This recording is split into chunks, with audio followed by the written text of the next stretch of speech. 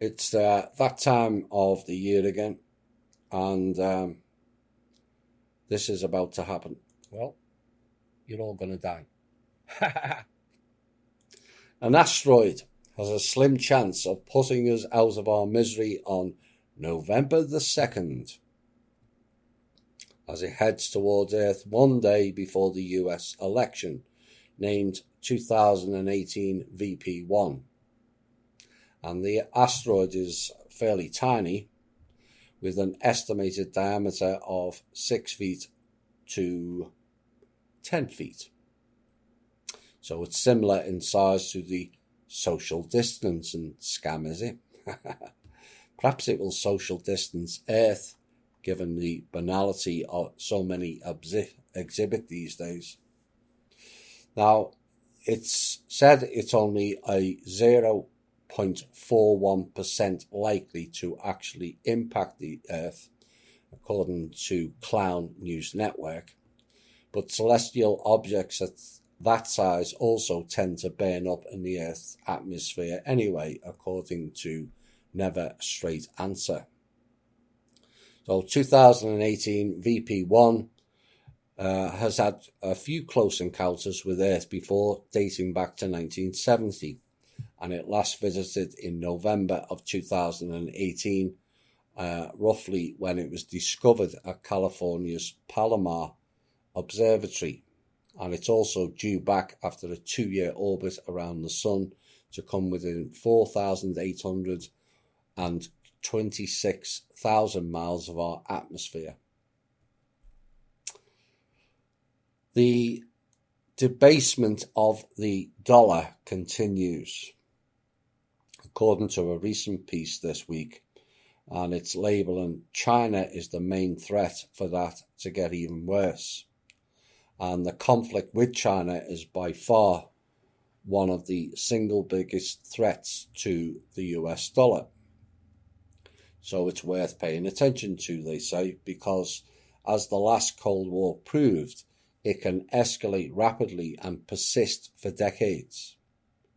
But there is another threat to the dollar, according to this report, that is being developed on America's own shores and by our own central bank. It's not our central bank, it never was. Just 6 months ago, the idea of a centralized digital currency in the US was discussed by officials as a mere plan. It wasn't. We warned of it over a year ago. Although I suspect the injection of funds into the Fed in March has escalated that prospect much. Where those funds came from remains a source of debate. But suddenly it was pushed forward an awful lot quicker.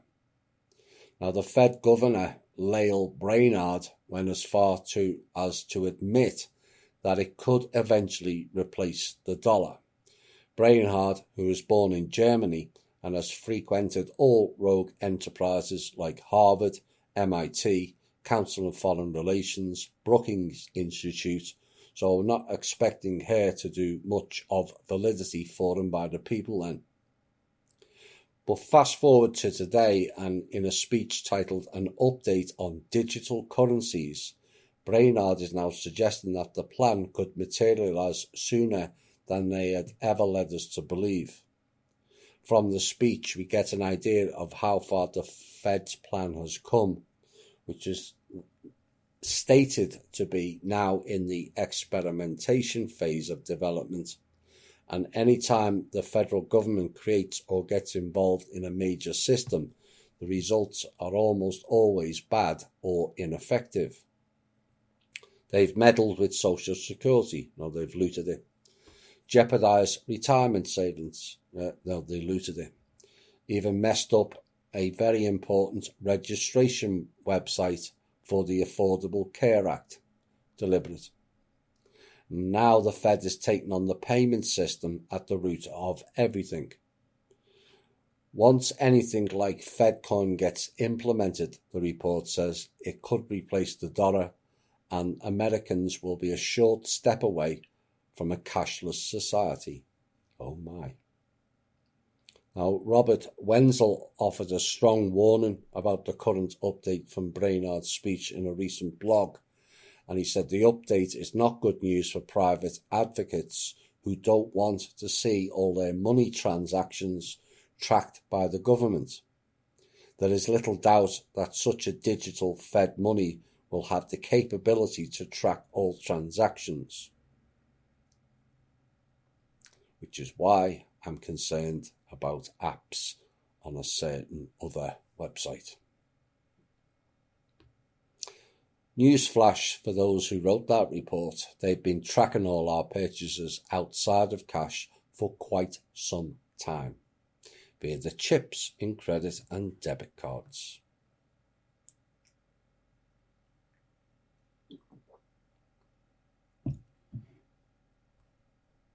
Where are we next? This is a wider story on a part that we mentioned earlier, that the Maine state government has upset residents after an order mandating now that restaurant staff wear face shields upside down, attached at the collar, which people dubbed cones of shame, more befitting a family pet. And the latest COVID-19 prevention checklist issued by the Democratic Governor Janet Mills lays out a series of rules one might expect amid the pandemic, such as good hygiene and social distancing. But one guideline for restaurants has raised eyebrows, demanding that servers don collared face shields reminiscent of those fixed to dogs after a medical procedure. So we've gone from sheep to dogs now. Front of the house staff may wear a face shield in lieu of a face covering only if the shield is designed to be worn inverted, attaching below the face, example as a collar, and open at the top of the shield, with the shield extending above the eyes and laterally to the ears, according to the guidelines. The face shields are open at the bottom, directing breath downward, are not acceptable replacements for face coverings for front house staff. Now, while the rule only applies to those who decline to wear a typical face mask, netizens have hounded the Mills administration over the outlandish guideline, mocking the collared shields as demeaning cones of shame. And there was a series of Twitter tweets. Let me guess, Governor Mills is a Democrat. Dog cones for the people. And we call that the cone of shame in our house because my dog hates it. Imagine how people feel wearing this stupid thing. This has zero to do with COVID now. I noticed that the portal people are not rushing to tell you how downgraded the figures are, which means a rolling back of the measures, or it should do in a common sense world. But their world is not based in common sense, just retardedness. And what this is all about is demeaning the people and making them look ridiculous, whilst they are immune from wearing them, remember. Politicians, police, and government officials, according to them, are immune from COVID because they don't wear masks. And at which point do the masses see this for what it is?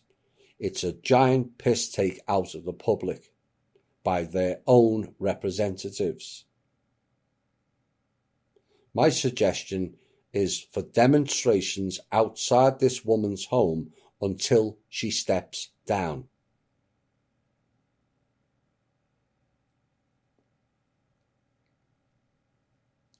Back to the UK.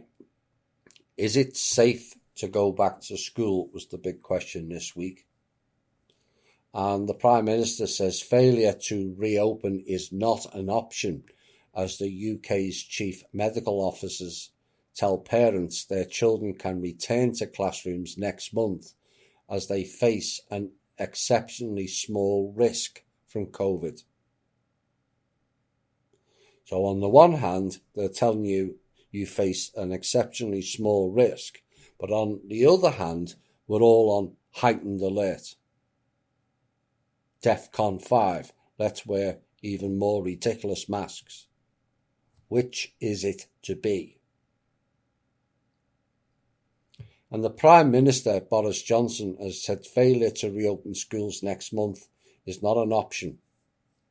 And the highly unusual consensus statement from the country's most senior experts removes the final hurdle to the resumption of full-time teaching in September, to the relief of parents who have been forced to homeschool the majority of children since March. Meanwhile, a Whitehall source said Downing Street had made it clear there can be no ifs, no buts in delivering on the national priority. They said the fatality rate for children aged 5 to 15 who become infected was just 14 in a million, which is lower than for most seasonal flu infections. And while every death of a child is a tragedy, they said, almost all deaths from COVID are in children with significant pre-existing health conditions. One has to ask, is this a genetic virus? Ponder on that. Now, the experts report that just 1 in 1,000 children under 9 who show COVID symptoms would need hospital treatment, a figure that rises to 3 in 1,000 for 10 to 19-year-olds. And that is still an order of magnitude lower than the 4% rate for the general population. And the expert added, most of these children will make a rapid recovery. Well, there you have it, more Drake-style shows of contradicting their own contradictions. Nobody seems to know the answer. One says one says the other.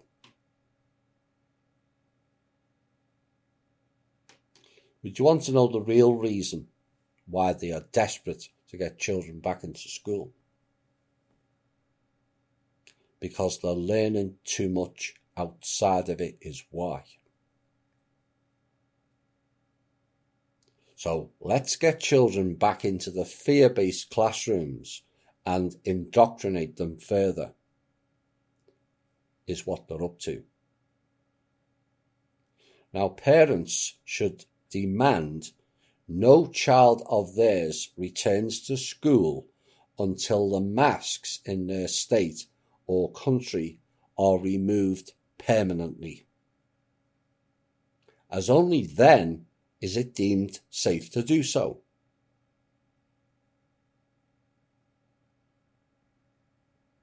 And if they think this virus is so bad to require masks at most times, even driving alone in your own car, and to the people who do that, you do realise you look a jackass, don't you? Just saying. So whilst masks remain, the threat of the virus remains, according to them. And so parents then have the right to say no school for their children and can then use their Ouroboros programme against them.